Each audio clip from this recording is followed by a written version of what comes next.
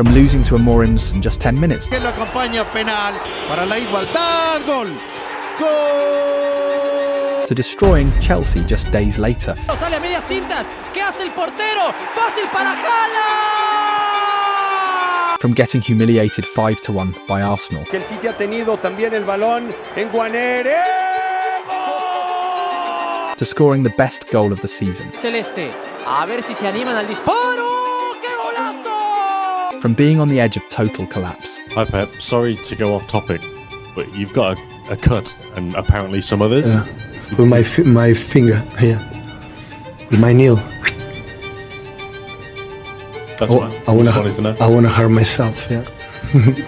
Good night. It'll be okay. It's been Pep Guardiola's worst season as a manager in his entire career. What I have to do, keep working, but I'm the boss, I'm the manager, and I'm not good enough. It's as simple as that. I have to find a way to talk to them, to the train to them, to the way you have to play, the way I have to press, the way I have to build up.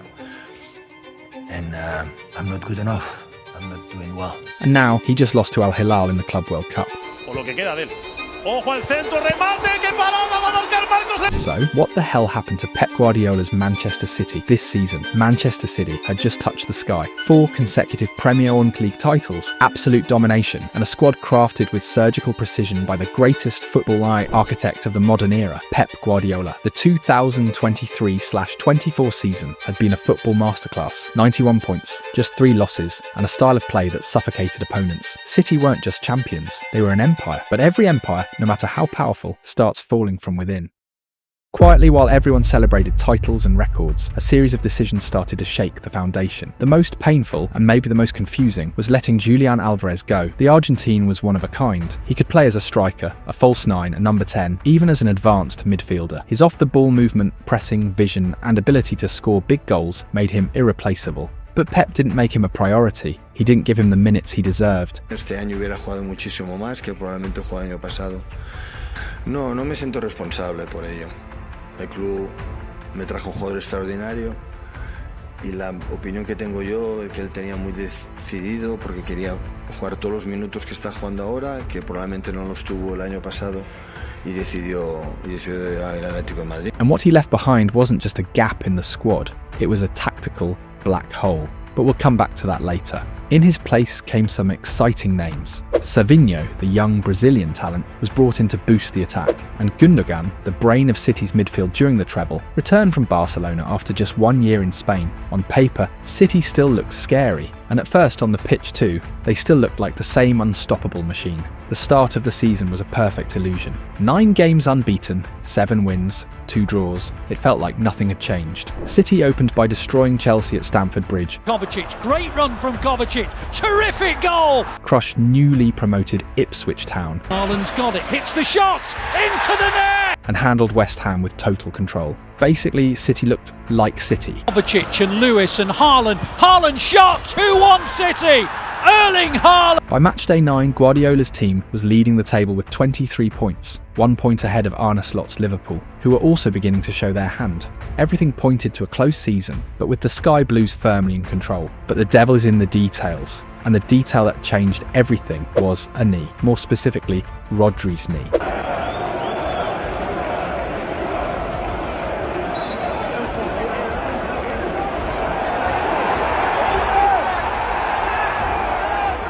It happened on matchday 5 against Arsenal when the unthinkable occurred, a simple change of direction, with his leg slightly bent, and the most important midfielder in Guardiola's system collapsed, torn ACL and a meniscus tear. Rodri, the metronome, the shield, the tactical compass of City, had to undergo surgery and say goodbye to the rest of the season. His absence was devastating. The dressing room felt it like a hammer blow. Because Rodri isn't just a good player, he's the foundation of it all. The previous season he played 50 games, with an outstanding balance, 38 wins, 11 draws and just 1 loss. And that was the FA Cup final against Manchester United. One staggering stat proves it. When Rodri plays, City wins 76% of their games. Without him, that number plummets to 55.6%. Honestly, it's a shocking drop in win percentage when the Spaniard isn't on the pitch. His ability to break lines, control the tempo, and read the game defensively is irreplaceable, so much so that in 2024 he was awarded the Ballon d'Or, becoming the first Spaniard to win it since Luis Suarez in 1960. Rodri's injury was the turning point. From that moment on, Manchester City began to collapse.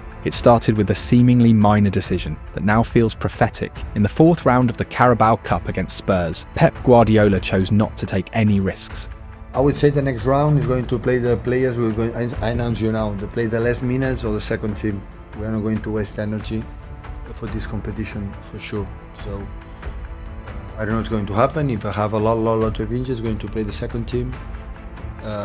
And you have players that you have all a squad ready. It's a good competition to take the rhythm, that's for sure. Tough Premier League and Champions League weeks were ahead, so he fielded a heavily rotated squad. Result, a 2-1 defeat and elimination. It's just a cup, they said, but that day, without anyone knowing it, marked the beginning of the worst run of results in Guardiola's entire managerial career. I don't like to lose, but this competition is a little bit different, and I like to see the team, how we behave, The freefall accelerated on match day 10 in the Premier League. Their unbeaten run ended at the Vitality Stadium against a Bournemouth side that looked inferior but played with hunger and belief, while City appeared clumsy, lacking ideas, erratic. Without Rodri, with Kyle Walker injured, and De Bruyne just returning from a muscle tear, Pep's team became predictable and unbalanced. In that match, City had 4 shots on target, but scored only 1. Bournemouth, on the other hand, were clinical. 6 shots on target, 2 goals, 3 points, and a humiliation that knocked City off the top of the table.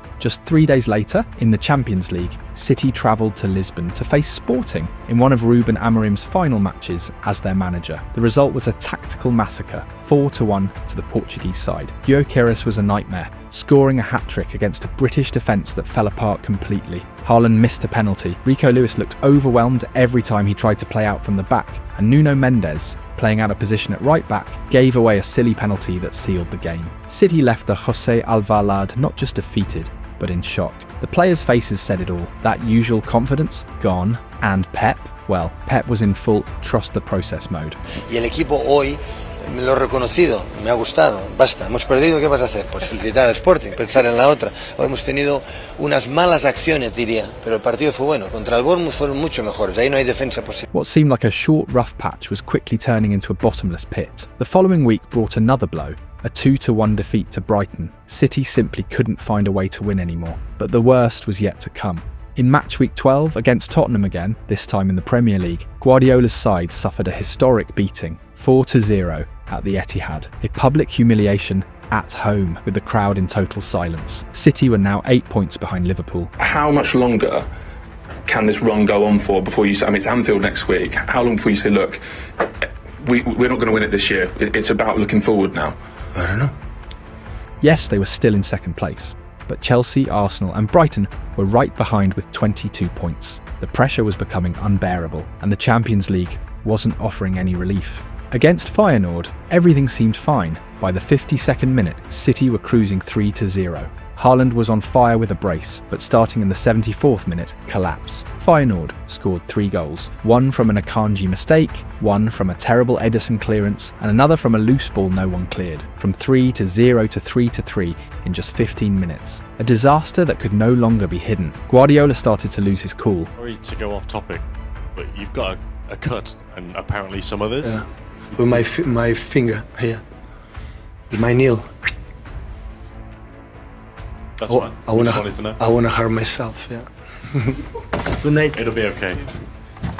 Then came Anfield. Liverpool beat them 2-0 without even breaking a sweat. And Pep, he lost it. He went full Vinicius, gesturing wildly toward the crowd, shouting about his 6 Premier League titles. As if that could erase the present, but there was no redemption. Defeat after defeat, City also fell 2-0 to Juventus in the Champions League, sealing an early elimination. They didn't even make it to the top 8 of the group stage. After the chaos, there came a moment of relief, a breath of oxygen amid the shipwreck. They convincingly beat Nottingham Forest 3-0, and although they drew drew 2-2 against Crystal Palace, they showed signs of recovery. It looked like the ship was starting to steady. But that illusion didn't last long, because then came the Manchester derby at the Etihad. City were leading 1-0. Everything pointed to them taking all 3 points against a Manchester United side that had just appointed Ruben Amorim as head coach. But in just 10 minutes, the Red Devils turned the game around. First, Matheus Nunes made an inexplicable bad pass and then committed a clumsy, unnecessary penalty, literally tackling Diallo inside the box. Bruno Fernandes scored the equaliser, and minutes later, Diallo broke through the lines to surprise Ederson and score the 2-1 in the final minutes of the match, with City's defence left stunned. It was humiliating, and worse, it was deserved. If minute 87 of the game in a derby you're winning 1-0, corner for your team, and the ball ends up in your keeper with a penalty for them, my friend. If you make these kind of stupid decisions when it's 3 minutes or 4 minutes to go, you deserve to pay for that. And yeah, that's of course, if you look at the game, if my feeling was there was only one team that could win that game, but at the end we lost, and and it's not one game. It's a lot of games lately. Pep Guardiola was now assuming full responsibility. What I have to do, keep working, but I'm the boss, I'm the manager, and I'm not good enough. It's as simple as that. I have to find a way to talk to them, to train to them, to the way you have to play, the way you have to press, the way you have to build up. And I'm not good enough.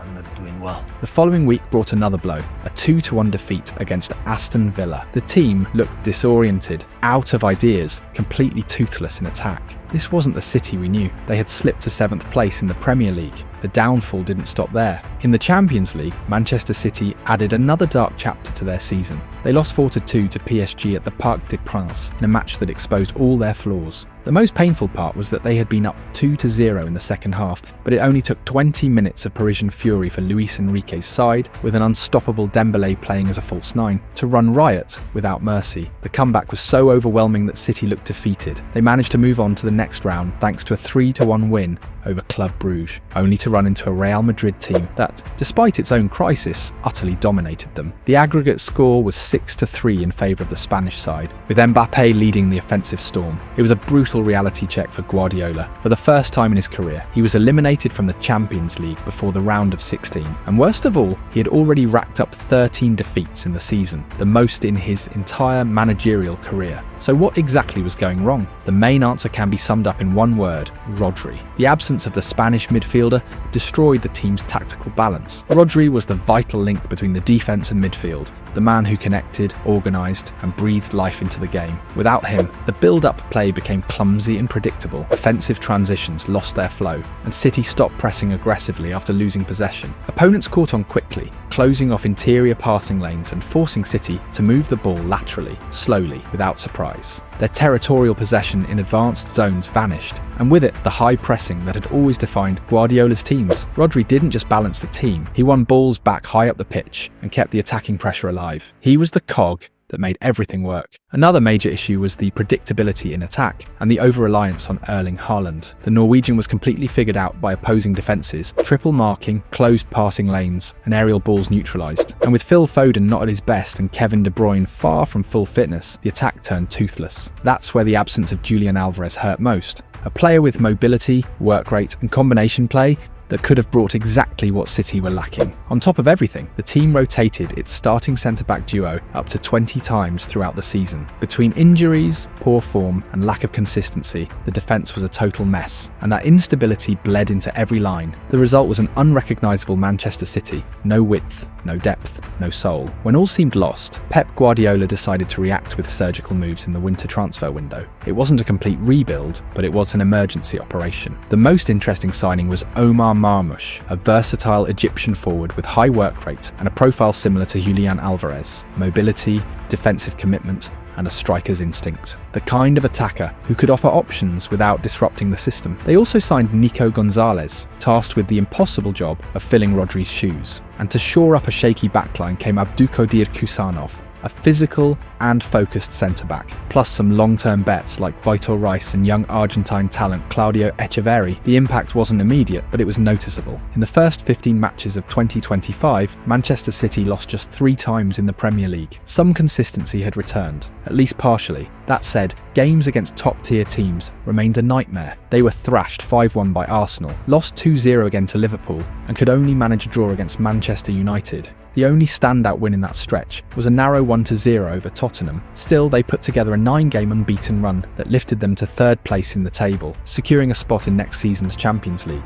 The final numbers in the Premier League weren't terrible. They were the 2nd highest scoring team with 72 goals, behind Liverpool's 86. Defensively, while far from elite, they ended as the 4th best with 44 goals conceded, Arsenal being the best with just 34. But where the real shift came was in the FA Cup. There, the team regained some of its spirit. In the quarter-finals, they beat Bournemouth 2-1, and then knocked out Nottingham Forest 2-0. It looked like, amid the wreckage, City might salvage the season with a cup title. All that remained was the Crystal Palace final at Wembley, a team they had thrashed 5-2 late in the season. But this time, Palace were chasing the first title in their entire history. The last hope had a name and a date, the FA Cup final at Wembley. One final attempt to salvage the season with a title that might ease the pressure, heal some wounds, and justify, at least partially, the suffering. But what happened was even more humiliating. Crystal Palace, with just 2 shots on target the entire match, defeated Manchester City 1-0, a team that dominated every single stat, except the one that matters most, the scoreboard. Guardiola's team made 23 total attempts, 6 of them on target, but ran into a monumental Dean Henderson, who saved shot after shot as if his life depended on it. Palace only needed one perfect play to make history. The rest of the game was parking the bus, and despite every kind of attempt, City couldn't find an equaliser, not even during the 10 minutes of added time. For the first time in their 119-year history, Crystal Palace lifted a major trophy. In contrast, Manchester City closed one of the most disastrous seasons of the Guardiola era. No Premier League, no Champions League, no FA Cup, not even the downplayed Carabao Cup. Nothing at all. And even though many thought that should be the end of the story, one chapter still remained, the Club World Cup.